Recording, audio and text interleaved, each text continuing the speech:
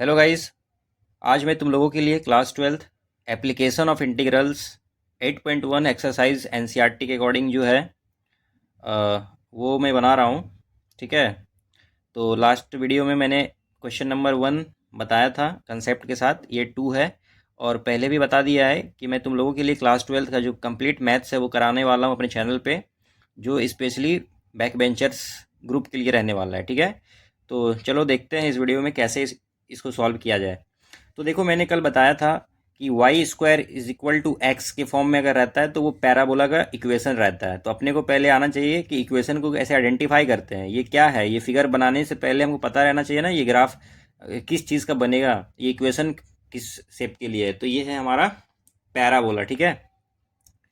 तो पैराबोला अगर देखो y का स्क्वायर में, यहाँ y के पावर में 2 है और x का पावर में 1 है, तो जिस भी टर्म का पावर में 1 है, ठीक है, जैसे x का पावर में कुछ नहीं 1 है, तो ये जो हमारा कर्व बनेगा वो उसके अकॉर्डिंग बने, अलोंग बनेगा, x एक्सिस के अलोंग बना है। कल भी बताया था, फिर बता रहा हूँ। अगर y का पावर में 1 रहता तो ग्राफ इस तरह से बनता, वाई एक्सिस के अलोंग। लेकिन यहाँ पे एक्स का पावर में कम है, 1 है, इसलिए जो हमारा ग्राफ बनेगा इस तरह से बनेगा, एक्स एक्सिस के अलोंग। ठीक है।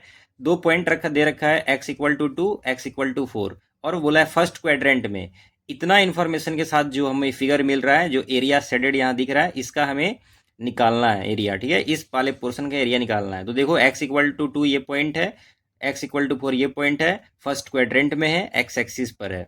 तो इतना सारा सारा चीज़ मैच हो गया। ठीक है। अब इसका एरिया निकालना है। तो क्या हम लोग करते हैं, बता चुका हूँ कॉन्सेप्ट। स्मॉल हम लोग एक डिस्टेंस यहाँ पे रेक्टेंगल बनाएंगे डी एक्स विड्थ का, और लेंथ रहेगा वाई, और उसका इंटीग्रेशन कर देंगे सिंपली।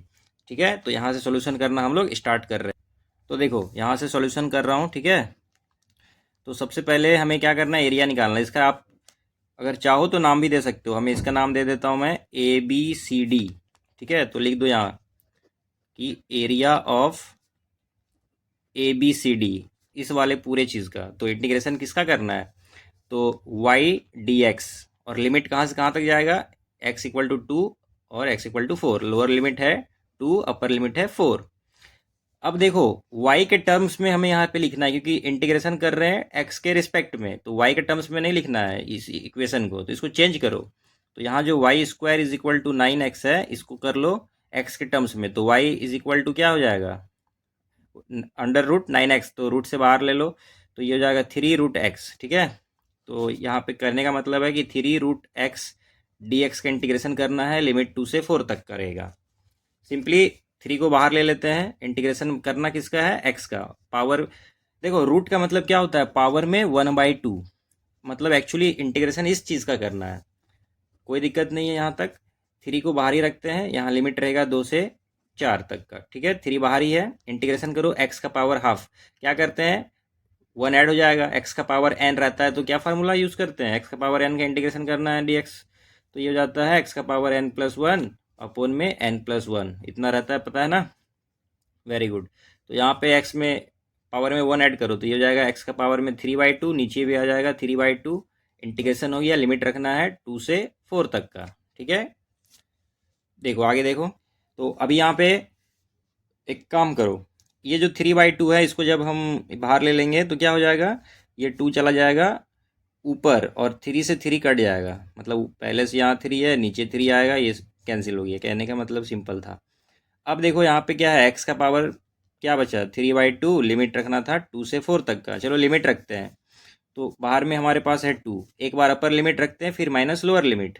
ठीक है। लिमिट रखने का तरीका क्या है, upper limit minus lower limit. X के प्लेस पे एक बार 4 रखेंगे, पावर में 3/2 है, माइनस लोअर लिमिट, एक्स के प्लेस पे 2 रखेंगे, और पावर में है 3/2। यहाँ तक कोई प्रॉब्लम नहीं है। ठीक है। अब देखिए यहाँ पे क्या करूँगा मैं, 2 बाहर ही रहेगा, इस 4 को 2 के स्क्वायर के फॉर्म में लिख देता हूँ। 2 का पावर 2 मतलब 4, और पहले से 3/2 था, इससे ये कट गया, इसीलिए ऐसा किया गया है। ठीक है। थोड़ा सा टेक्निक ये सब सीखना पड़ेगा।